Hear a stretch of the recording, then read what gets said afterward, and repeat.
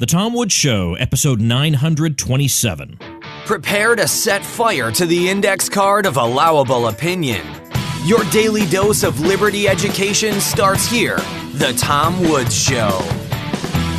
Folks, Father's Day is just around the corner, and it's always tough to know what to get Dad that he won't secretly throw in the trash when you're not looking. Well, how about a Harry's shave set?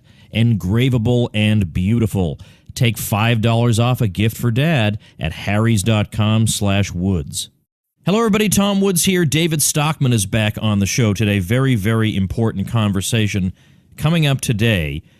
He has an article. You should be reading David Stockman's ContraCorner.com anyway, but this piece is really, really compelling and captivating, and it made me think we've got to get him on because he is speculating, not just speculating, but arguing flat out that Donald Trump is not going to survive 2018. He's got his reasons and analysis, and it's hard to find a hole in them, except that I feel like Trump is resilient, but I don't know. The forces arrayed against him are quite powerful, and it's, as I say, it's a very, very interesting and persuasive analysis. So we got to talk this through. Of course, David Stockman, as you know, was the director of the Office of Management and Budget in the Reagan administration. He served as a U.S. congressman. He is currently one of the commentators I consider absolutely indispensable. His book, The Great Deformation, The Corruption of Capitalism in America, is absolutely indispensable. A tremendous history of the 20th century, absolutely amazing refutation of the whole bailout regime after the financial crisis. Wonderful stuff. Linked at tomwoods.com/927. David, welcome back to the show. Happy to be with you, Tom. As soon as I saw your piece about what's going on with Trump and the likelihood that he's not going to be around after a while, at least as president, I thought, we got to talk this through. And then since then, we've had the bombshell about his withdrawal from the Paris Accord. So there's a lot to talk about here. But here's my major question for you. Given that Trump's rhetoric is more bold than his actual actions. I mean, okay, withdrawing from Paris was pretty bold. But otherwise, his budget stuff has pretty much been there, done that. His foreign policy is actually still looking, at least sounding somewhat bellicose, sounding very much within the bipartisan foreign policy consensus. What the heck is everybody so terrified about, to the point where the deep state is against him, the international establishment is against him, the media is against him, the academics are against him? They're probably closer to him than I am, so why are they so... Why, given that in practice he hasn't done all that much, are they so crazy? Well, that's the great question of the hour, but there's no doubt that the establishment ruling order, and that's the bipartisan political establishment in Washington. It's the Wall Street leadership that demands, constant stimulus from the Fed or from the budget and from various kinds of policy interventions, determined early on that Trump, as a outsider, as a unscripted, untrained politician, would be a threat to that basic order. America, the American empire abroad, and let's call it the welfare state and bubble finance regime at home.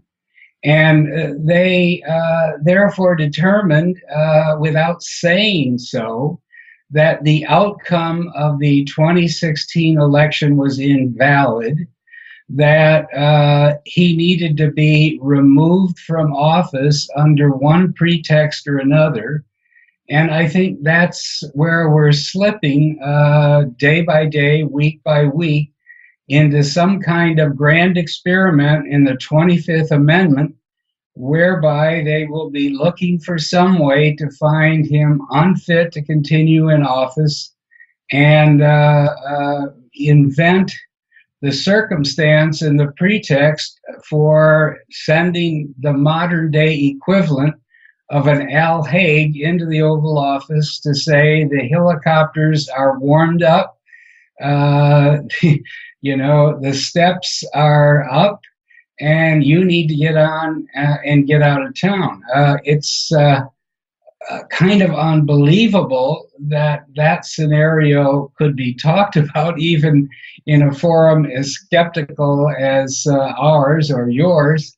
But I truly think that's where we're heading, and it's kind of good that we talk about it today, because this is the big day of Comey's second coming on Capitol Hill.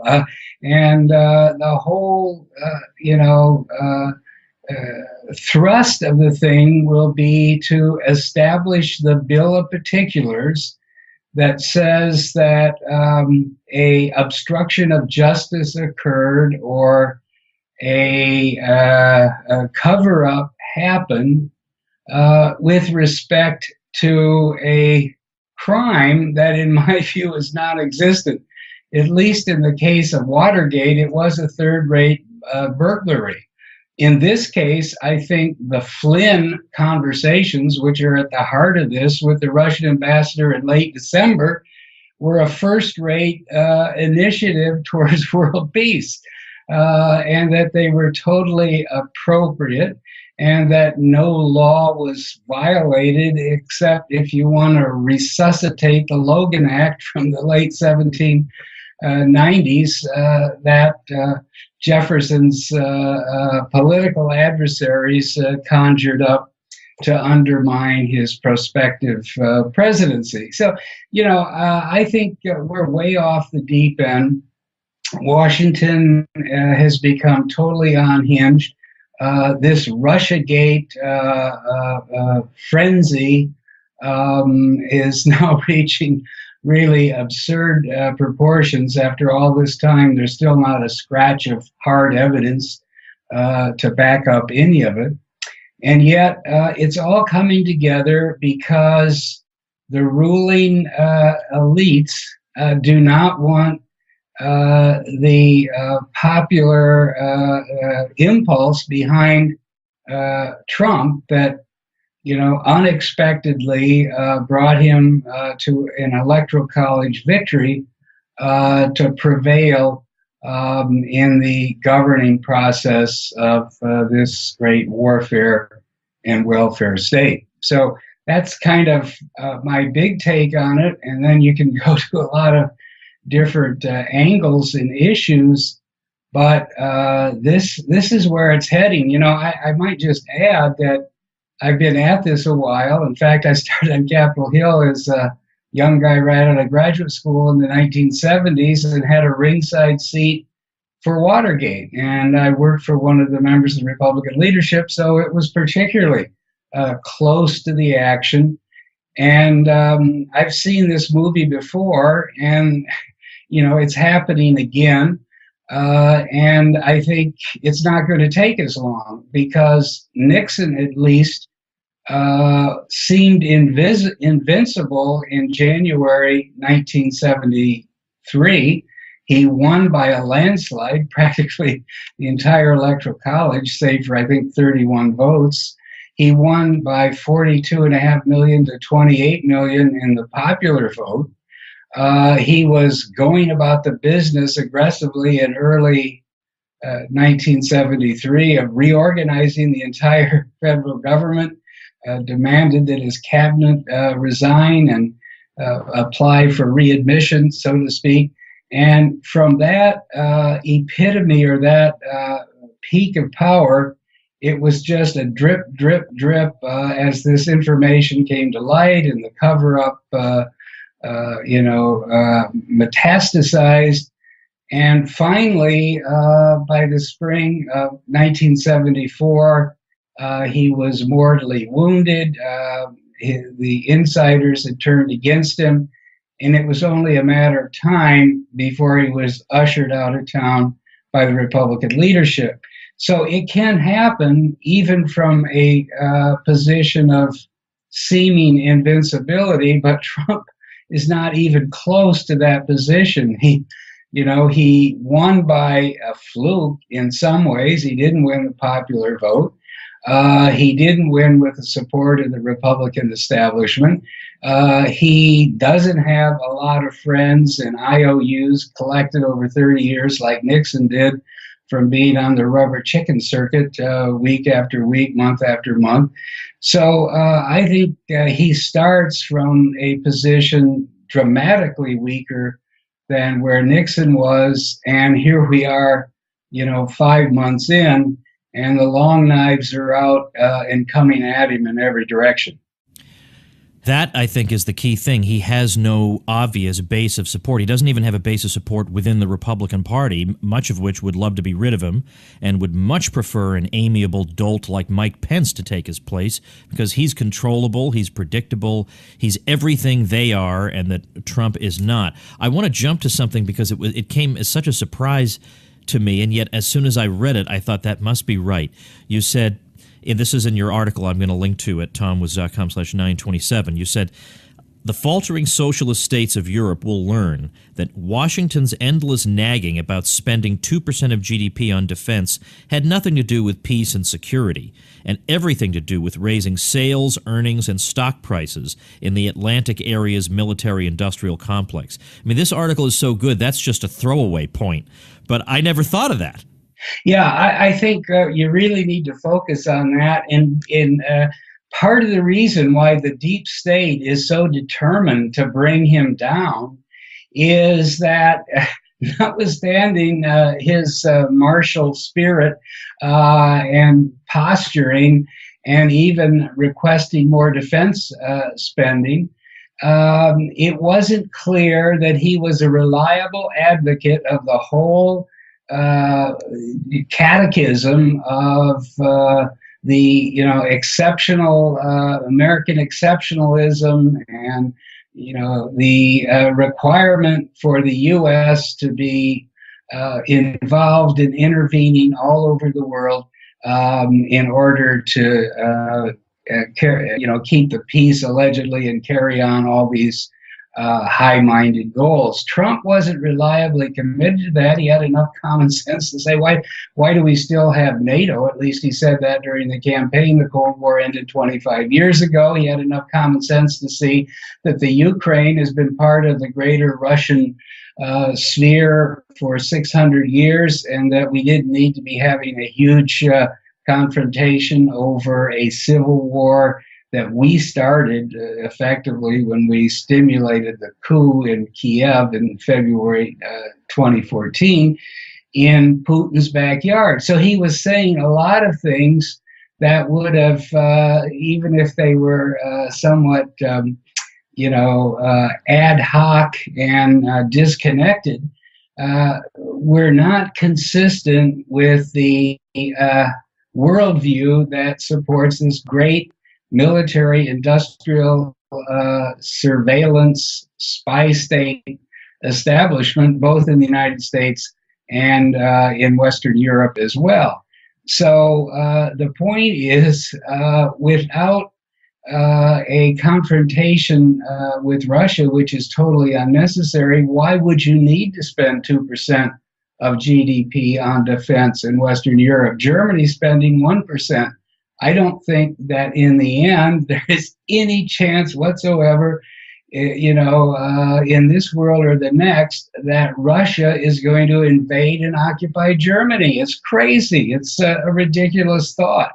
And the rest of Europe is so, buried in their own socialist debt and massive government programs that weaken their economies, that they don't need to spend 2%, nor can they probably even bring it about if they wanted to. So I think the point I was making there is, what I like about Trump is that, for better or worse, whether intended or not, he's turning out to be the great disruptor, the unpredictable loose cannon that from time to time, in one way or another, questions the fundamental verities and catechism on which this whole, monster Leviathan state is based, And that's better than a time server like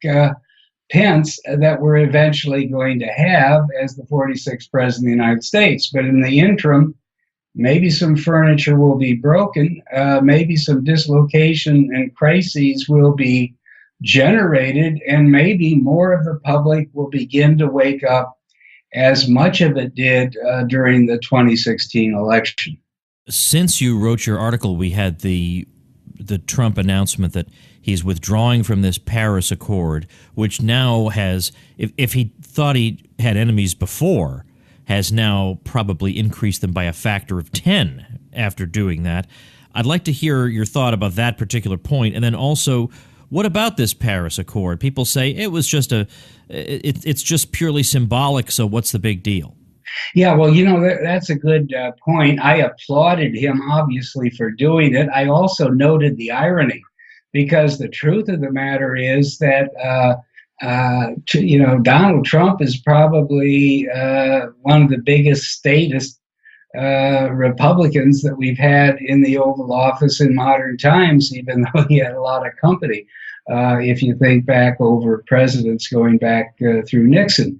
But he made the right move, and it wasn't just because of the Paris Accord narrowly, because it is kind of a Rube Goldberg contraption that sooner or later is going to get tangled up in its own difficulties and lack of real substance and targets that aren't enforceable and all the rest. But that wasn't my point. My real point was that the underlying idea that the planet is heading towards a catastrophic warming, that it's entirely man-made, that it's occurring very rapidly, and that we need to take comprehensive draconian action to fundamentally change the energy structure of the entire modern industrial world. That's the greatest power grab yet imagined by the political class, the liberal or even permanent government class that is always looking for something to do, and a crisis and a threat, a failing of capitalism that justifies even more state intrusion. So by canceling Paris, what he was really saying was this whole thrust towards comprehensive regulation of the global climate is wrong. And, we need to go back to square one and sort all this out. Now, of course, they accuse him as a result of that of being a climate denier and all kinds of other, horrible things. But it is at least reopening a debate that was more or less closed when the mainstream Republicans capitulated one way or another with double talk and so forth during the Obama era. So now I'm very glad to see that the case can once again be reopened. That, there's some warming going on. It's been happening off and on for the last several billion years, so there's nothing new about it. The level of deception and intellectual dishonesty that has been confected behind the case can now be exposed. This whole thing that I talked about the other day, the so-called global warming hockey stick that suggests for the last 1,000 years that climate was temperature and climate were absolutely stable and the same, and then it took off, upward rapidly in the last 30 or 40 years is a complete hoax. It's not even accurate. Everybody who remembers their school books, because none of this even was thought of before the late 1990s, knows about the medieval warming period. It was a lot warmer than it is now, and they know about the Little Ice Age, the medieval warming period being 900 to 1000 to 1100 AD. They know that when Erik the Red settled Iceland in 1885 or 885 AD, he wasn't colorblind when he named it not Iceland but Greenland, when he named it Greenland. And he was not suicidal when he thought that they could establish farming colonies on what day is a glacier and ice pack. The weather was totally different, and thriving agricultural communities developed there during the global warming. That was pre-industrial. Obviously, it had nothing to do with coal-fired power plants or 400 million autos that are in the global fleet today. And by the same token, by the time you got to the 1700s, early 1700s, when we were in the Little Ice Age, the temperature was several degrees on average below where it is today. So there's nothing new about this. It goes back in time and through the different glacial areas as far as you want to look back.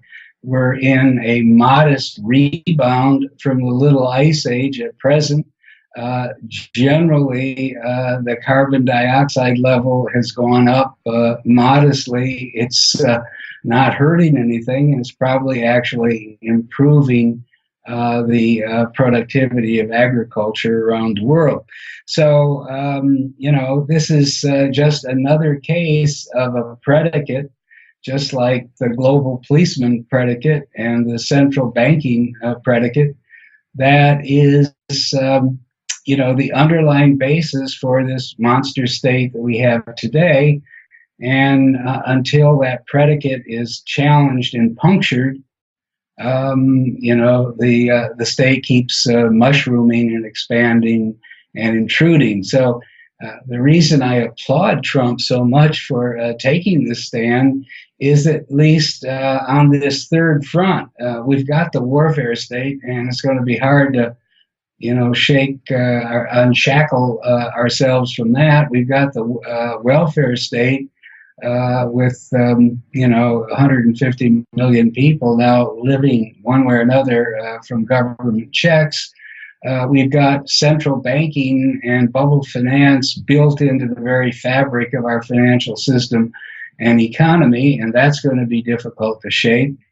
And this global warming was going to be kind of the last straw, at least in some ways, and hopefully at least that one has been temporarily stymied.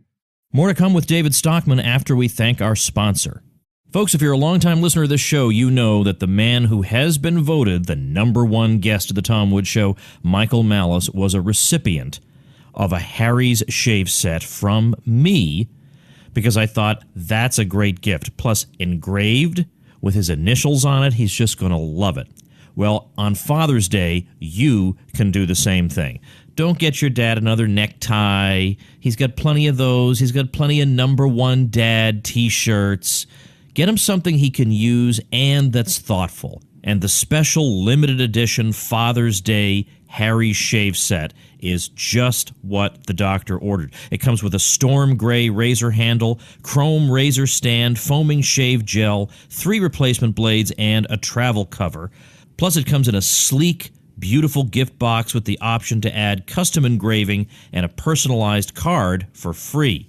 Check it out at harrys.com/woods, where you can take 5 smackers off that special gift for Dad. Check it out at harrys.com/woods. I want to ask you about what you say toward the end of your article about the upcoming debt ceiling crisis. You say this is going to be the straw that breaks the camel's back for Trump. And what I want to know is, given that there have been other debt ceiling crises, what makes this one particularly noteworthy? I think because the chessboard is arranged in a totally different way. Remember, the crisis in 2011 was solved at the end of the day because the White House was occupied by a believer in massive government budgets, and that debts don't really matter that much since we owe it to ourselves, and that You could prime the pump of the economy through this Keynesian stimulus he did at the time. And when push came to shove, he was able to negotiate a sellout with the House Speaker, John Boehner, who was about as establishment down the line as they make them in the Republican Party in Washington. So there was always a coalition there of a White House that believed the debt didn't matter and the debt ceiling had to be raised because we owe the money, and the middle of the road Republicans who didn't want to be blamed for a crisis or a real serious shutdown of the government or forced allocation and prorating of the actual revenue coming in once the debt ceiling limit had been reached. Now, I think we're in a totally new ballgame, especially since the Democrats have declared war on Trump. They're basically trying to relitigate the last election through this whole Russia Gate scam. And so he's going to have to do it more or less on the Republican side of the aisle. And there, the party's totally divided between status quo-oriented establishmentarians and careerists and some pretty frisky and feisty Freedom Caucus members and other conservatives, Tea Party conservatives, who are not about to vote for trillions of more national debt on top of the 20 trillion we already have without something big in return. But that is going to be impossible to get because you'll never get the middle of the road establishment Republicans to sign on to sweeping entitlement reforms and the rest. And frankly, I don't know how you're going to get Trump to agree to it either, since he's ring-fenced 1.8 trillion of annual spending in Social Security and Medicare. So I think now, the true dysfunctionality of Washington on the fiscal front is going to be apparent in a way that it wasn't in the past because of the ability at the last moment in a threatened crisis to pull together a Democrat middle-of-the-road Republican coalition. I don't see that happening now. And I think we're actually going to reach a state sometime in August or September when there is no cash left in the Treasury. It's running down quite rapidly by the day. We're at the ceiling, 19.8 trillion. And that they may well be forced to either threaten or actually allocate the incoming revenues to the highest priority spending requirements, at least in the light of the administration. Now that will be a day of reckoning in Washington because nobody's prepared for that, and I think that's the next act in this whole thing. I wonder if it might be interesting, David, if you and I had a gentleman's bet on this Trump not being in there by 2018. You want to do that? Because I think he still will. I think he'll just say, you know what, I'll burn the whole thing to the ground before I leave. Well, I think he has that, but and that may well be possible. And yes, I'm willing to do a gentleman's bet here, but I think it's going to go a little differently. I think there's going to be a tremendous period of upheaval and dislocation, and he's going to stumble and stagger and bleed out. But politically, that is. But when they reach the point where the internal polls of the Republican Congressional Committee and Senate Committee and National Committee are showing a wipeout or potential wipeout in 2018, they will, gather the party elders together and essentially say, now's the time for you to leave, declare victory, that you've done what you set out to do, declare mission accomplished, and then get on the helicopter and get out of town and bless Pence as you go. That's what I think is going to happen. It's only a question of the precise timing, and that is yet to be seen. It depends on how this thing, bobs and weaves and twists and turns as we go forward. But I don't think he'll make it to November 2018. Okay. All right. Well, we'll see. If it's December 1st, 2018, he's still in there. I don't know. But if he's out, I will be very glad to eat crow on this. I think your scenario is entirely plausible.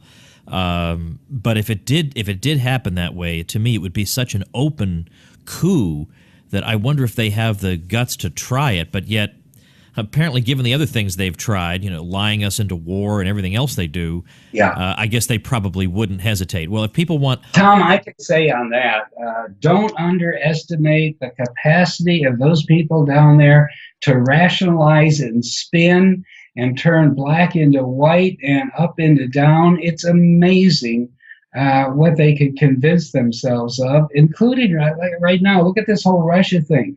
Who has presented one transcript yet of an intercept that shows somebody engaging in treasonous conversation with the Russians either before the election or after? It's ridiculous. There is no evidence there, and yet you can't,